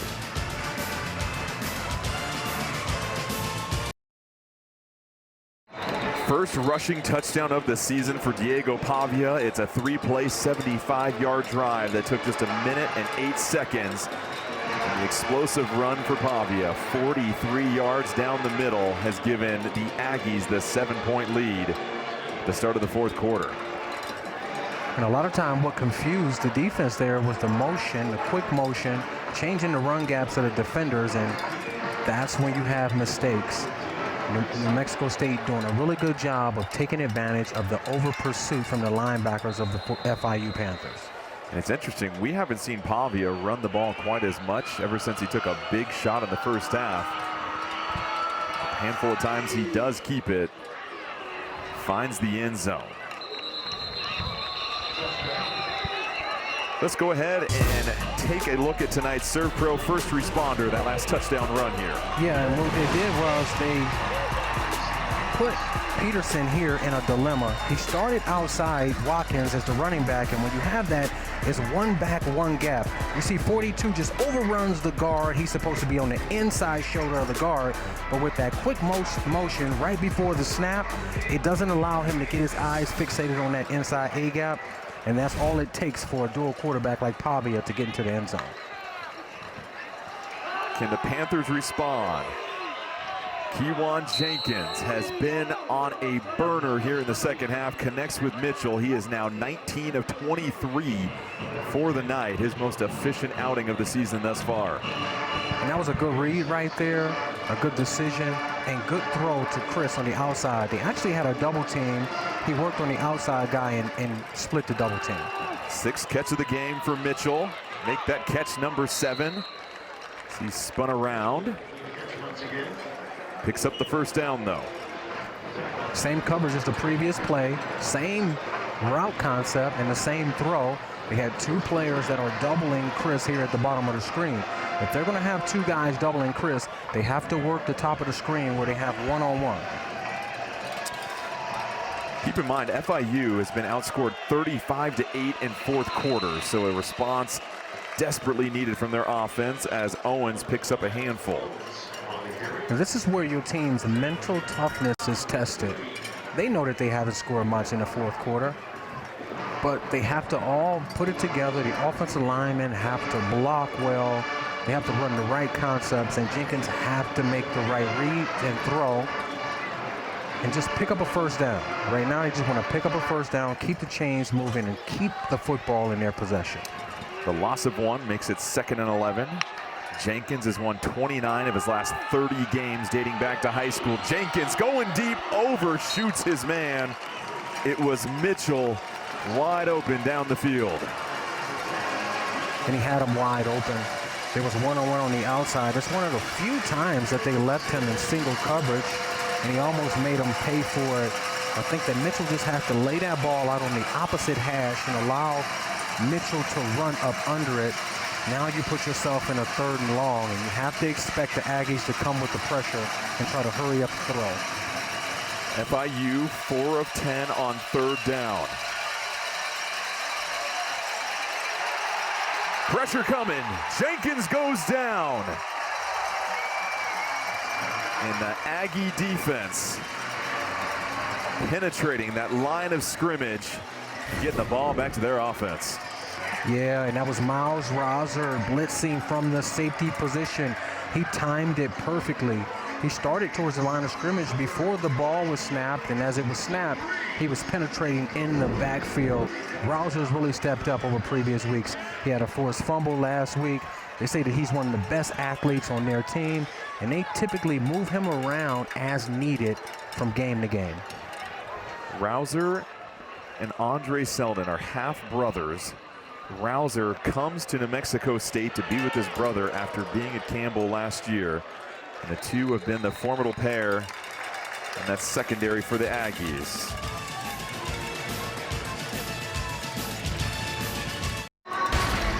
You're watching college football on CBS Sports Network, presented by Geico. How about the physicality on the QB pressure by Rouser right here? Yeah, going into the game, we talked about pressure and how they had to affect Jenkins, but not only pressure, but getting home. Exotic blitz, they run a stunt here and then bring Rouser right down the middle to where he times it perfectly. He didn't come away with the sack, but look at him run through the center, knock the quarterback back, and create a pile. That's exactly how they wanted to affect Jenkins tonight, and they did the hardest part of getting him on the ground. For Rouser, a guy that could be a Sunday guy in the NFL, a play like that probably jumps out on film for a lot of those scouts. It does jump out on film because of the physicality. There aren't too many smaller defensive backs that are willing to run through the chin strap of a center. Rouser did a great job of being physical there, and he's the reason why they're off the field on 3rd down. Here's a chance for the Aggie offense to make it a 2-possession game. Pavia going through the air, a strike down the seam. Catch is made. Bryce Childress just had one reception coming into this game. Gets this one for 26 yards. And there's too many defensive backs and linebackers reacting to Watkins. Nobody's paying the receivers any mind running down the field. That's an easy pitch and catch from Pavia. The backside safety, who was responsible for getting over to the top of number 3, who he threw the ball to, was a little late getting over there. Watkins in the backfield has had a tendency to take it to the outside each time he touches it.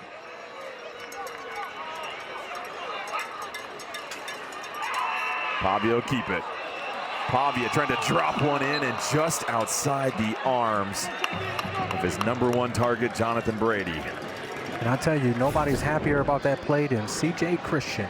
He was beat on a double move very badly, where he wasn't even within 15 yards of the receiver.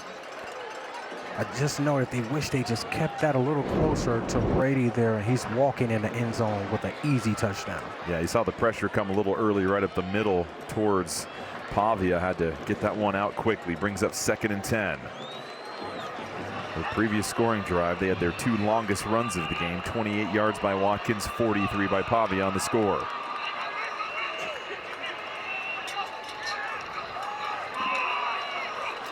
They go to the ground. Things open up once again. and tripped up by the turf monster. Oh, Monte Watkins is going to hear that one in the film room. He just can't believe that. And one thing about Monte Watkins is he was a TCU transfer, but he went to TCU as a defensive back. They said that he learned the halfback playbook in 4 to 5 days, and ever since he's been on that side of the football. And you see it there. He just got so excited he tripped over his own heel. He's going to hear that from his teammates. That's going to be ugly on film. First tackle of the game for the 8-yard line. Had 2 of them coming in. But first and goal for the Aggies. Pavi is doing a good job of switching up the hard count. Multiple times that defensive tackle almost jumped tonight.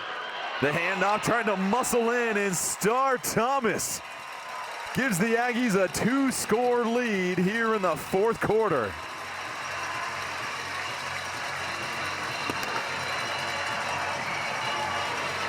And that's a great 1-2 combo. You use Watkins and his speed to get you down into the red zone, and then you bring in the bruiser, Star Thomas, to finish across the goal line. The Aggies are taking full control of this game.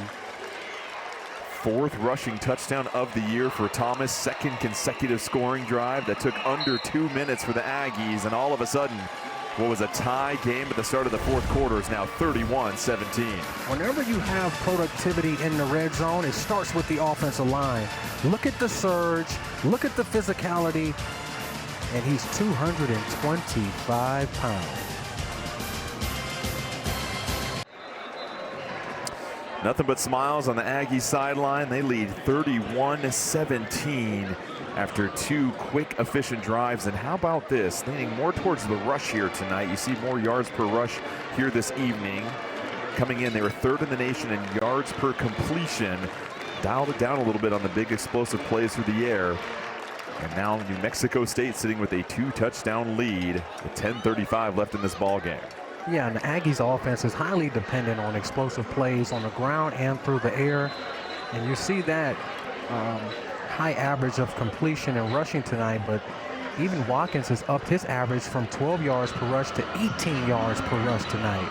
That's a tremendous job with the offensive line and the offensive playmakers, running backs getting out in the field and breaking tackles and making yards after the contact.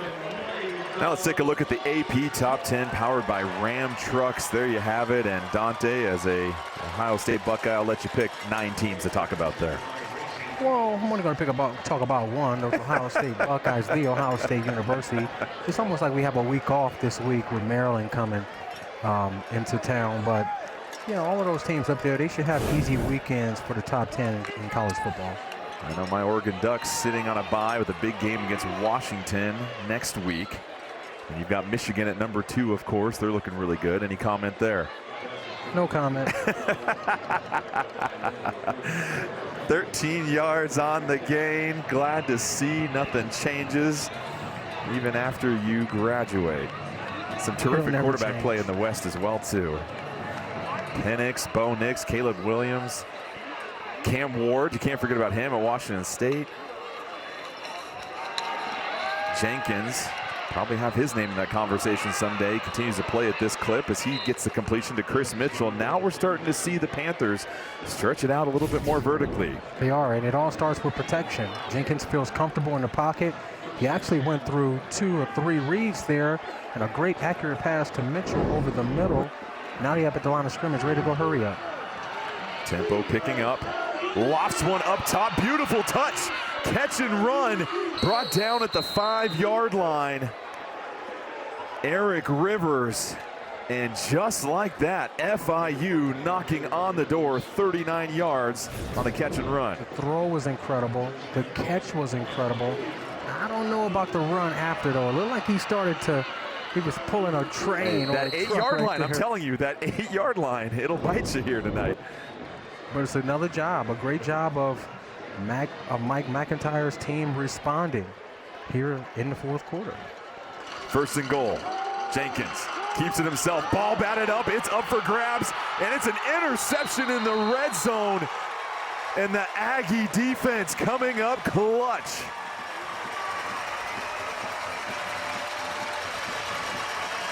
And Dante, just like that, An incredible, quick, Early on the field is an efficient drive interception and touchback. shatters in New the end Mexico zone for State. Jenkins and the First down. Panthers. And that's Andre Selden, the transfer from Michigan. Played phenomenal all night. Press coverage, smothering the receivers. And you see it there. Jenkins thought he saw something, but this is what we talk about on defense all the time. Tips and overthrows. Defensive linemen getting their hands up, linebackers tipping balls, and the secondary catching it and coming away with the interception. It was Sone Aupiu, number 14, getting his mitt on the rock.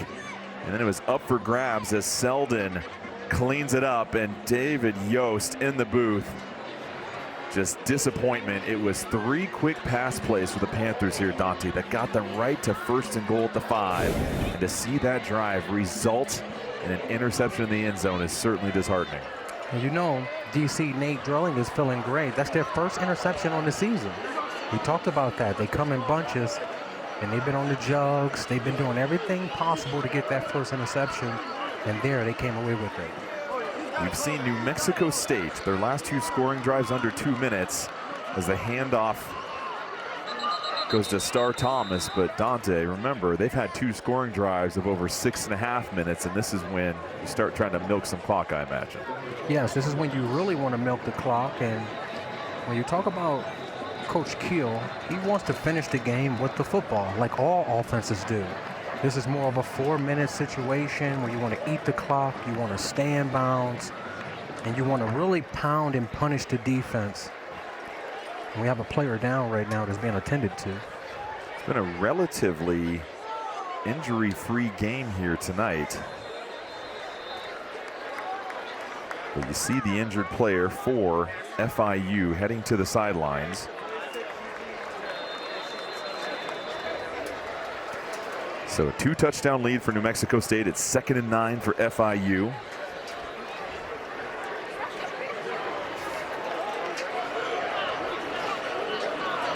And they're going to take their time. This is where they want to get into the right running play. A lot of times you'll see Pavia keep the ball here with the quarterback option game and direct quarterback run game. It's all about how they want to play it.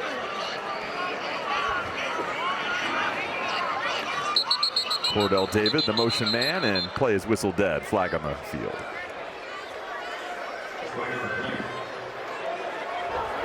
False start. Offense, number 77. 5-yard penalty. Remains 2nd down. That's Jacob Golden, redshirt junior from Phoenix, Arizona. And you don't want that in this situation, Dante, because now you're going to make it a little bit harder to get that 1st down. And there's still enough time left in this game. 3 timeouts for FIU. We saw how efficiently they can move the ball on offense. A lot of football left here still. You're correct. You don't want to take your foot off the gas. You don't want to lose your focus and have these penalties self-inflicted hurt you and not allow you to finish the game with the ball on offense. 2nd and 14. Pavia sets his feet. Max protection going through the air and overshoots Jonathan Brady, who is streaking down the sideline. And they were thoughtful about the way they took that shot there. They've shown that type of formation and play developing with the sprint out, and they usually break Brady or whoever is at the slot to the sideline. Right there, they broke to the sideline and then broke vertical again, almost like a double move. And the defensive back did a good job of staying high shoulder and not biting underneath. Well, that would have been an easy touchdown. It's a 3rd and long here, and FIU is trying to get this ball back for their offense. 3rd and 14 after they missed the haymaker on 2nd down. 7:34 left in this ball game. FIU with all 3 timeouts still. Pressure coming. Pavia eludes it. Pavia has to slide. So credit the Panther defense for getting the ball back. Without that much time coming off the clock potentially.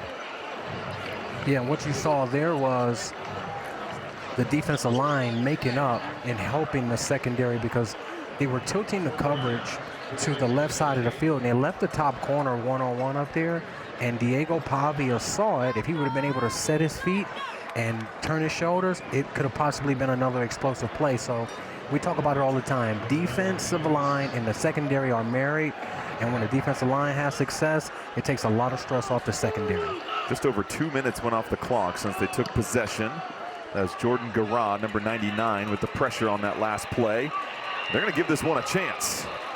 Short little return for Dean Patterson. So Jenkins will try to take it over, get his team back in this one. Sunday, it's an NFL on CBS doubleheader with the early games headlined by a hard-nosed AFC North matchup between the Ravens and Steelers. Later, Mahomes and the Chiefs go on the road versus the Vikings. We can't wait for Sunday. The NFL is on CBS and streaming on Paramount+. Chiefs, Vikings, how about the year Kirk Cousins put together makes what's happening in Minnesota a little bit more mystifying. Yeah, I think Kirk Cousins has been highly underrated for a number of years now. He's a former teammate of mine when I was in Washington, and Justin Jefferson is having a phenomenal year. It's just their defense. They can't stop anybody. And if you don't have defense in the National Football League, you won't win many games. Wild to hear trade rumors circulating about him with those numbers. Here is Jenkins, dumps it to the outside, and Rocky Beers is stood up. That type of play right there shows me that they don't feel like they can protect Jenkins. So they're trying to get the ball out to the outside, create some pick routes, and hoping that some of these receivers can get some yards after the catch. 2nd and 10. Play action. Jenkins keeps it. Fires it to the sideline. Interception number 2 for the Aggies. And how about the secondary? The performance we've been seeing from them tonight. An exceptional play. Torrin Union, one of the reserve safeties, gives the Aggies back-to-back picks. And that is the nephew of Gabrielle Union on the outside right there. And he did a really good job of playing the double move, changing direction, jumping in front, getting 2 hands under the ball, and coming away with a big interception. And what did DC Nate Drilling talk to us about? He said, hey, we can't wait to get the first interception, but we do know that when we get the first interception, it's like the olive jar. You pull one out, they're just going to continue to fall. That's 2 consecutive interceptions for this New Mexico State team. All I've learned is that if you go to The Ohio State, there's something about olive jars and shimmy shakes during your time there, but back-to-back picks. And this has been the difference. Now all of a sudden, New Mexico State is winning the turnover battle, and they are undefeated this season when they do so. Yep, and it looked like that trend is going to continue tonight. Pavia had the early turnover, and they were down in the turnover differential, the turnover margin, and then their defense picked it up here in the second half. They're winning the turnover margin, and, you know, the correlation is win the turnover margin, win the game.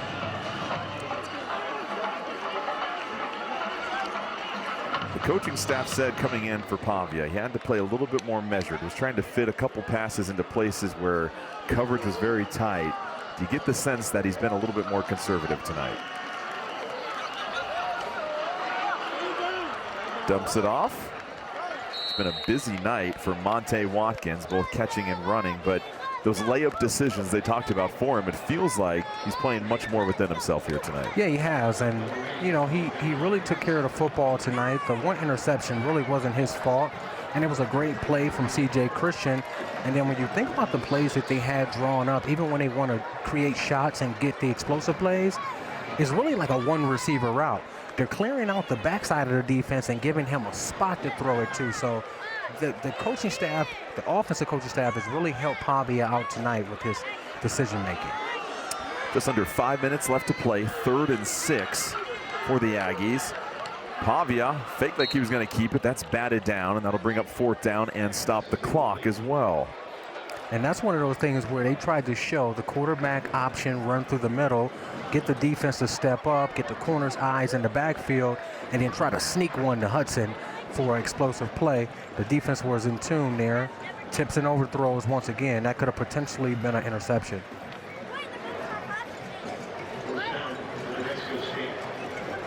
How about a big return right here? The Panthers would love a big return to get the energy flowing back on that sideline. They still have 3 timeouts, 4.5 minutes to go. This game is really far from over. And we saw how quickly they were able to march down the field. Just 3 completions had them right at the 5-yard line. Fair catch is called by Patterson. So we'll see if Jenkins can respond when he comes back out. Up is Grayson James, but they will go with Hayden Carlson. The redshirt sophomore, 6'3", 215 to close out this game for FIU.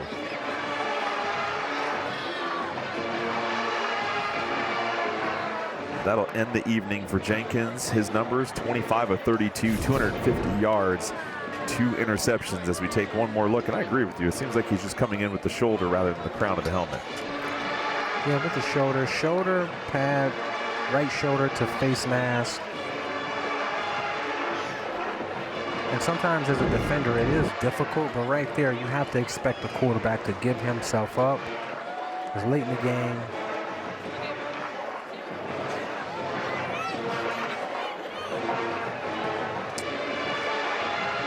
Mexico State, 53 seconds away from improving to 3-3, picking up their first Conference USA victory. We said before, a couple of firsts this evening. First ever Wednesday night game for the Aggies and first ever Conference USA game hosted here at Aggie Memorial Stadium. And it's just that changing landscape in college football. All the conference realignment, and you're going to have new rivalries and new matchups, and the adjustment that a lot of these teams and coaches have to make with who they're going to play on a regular basis. And I like it, being a football junkie that I am. Being able to sit at home and watch football on Monday, Wednesday, Thursday, Friday, Saturday, Sunday. It's like the dream for anybody, right? That's a big football fan. So I think it's incredible.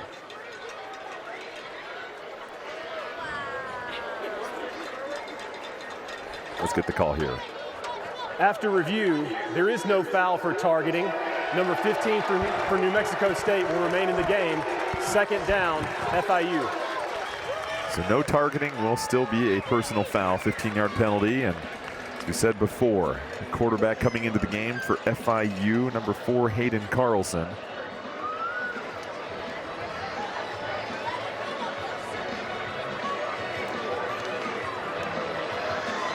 You know this, even with under a minute left, you get out into a live game, it's a chance to show the coaches that you've been studying, you've been preparing, and you can run the offense. Yeah, and he has 53 seconds to show what he can do. And in preparation, if Jenkins isn't ready for next week, can you put enough on tape to show that you could potentially be the starter next week and can lead this offense? Carlson will get a chance to throw it right off the bench, and his first pass is a completion to Eric Rivers. So how about that? And McIntyre is irate on the sideline here. And I think he's upset because they didn't get the 15 yards. They ended up not giving it to him. You saw them walk that ball back. Here's Carlson, wrapped up by that defensive front that has been the difference maker in this second half. Yeah, McIntyre is mad. He wanted that 15 yards. That first throw was incredible, and the yards that they picked up. And I like they're just going to go ahead and let this clock run out. Unless they get set and try to get something, deep type of shot, Hail Mary to the right side. Here's Carlson, another completion to Dean Patterson. Patterson running towards the sideline. They might get a chance for one more play here before this game is wrapped up. It's third down coming up. And Carlson had 2 nice throws here, 2 completions. And you see the New Mexico State defense retreating to pretty much a Hail Mary defense. They're going to go for one final shot to try to come away with the touchdown. In the response from McIntyre, as a coach, it's important to show your players that you have their back no matter what. Regardless of the score, that you're going to fight for them. If you feel like you've been slighted, you're going to speak up. Here it is, the pass outside to Patterson. Patterson going to try and weave his way through the defense. Patterson knocked out of bounds about the 5-yard line, and that will do it here in Las Cruces. New Mexico State getting the 34-17 victory. They improved to 3-3 on the season, a stellar performance from Diego Pavia. So we'll step aside and we'll be back with more on this one as the Aggies get the victory. But there's a little bit going on here as you see the officials trying to separate players. They got chippy down near the sideline, and they used the same tunnel, so I imagine You're going to go one team at a time in here to make sure that the game doesn't continue in the hallway. Yeah, it was settled on the field. The Aggies were the better team tonight. And even though the Panthers are frustrated, there's no need to take it to that level. It was a good, hard-fought football game that the Aggies won fair and square. And you know Keel is very excited for his football team and winning his first game in Conference USA. All right, we'll be back with more from Aggie Memorial Stadium. New Mexico State getting the 34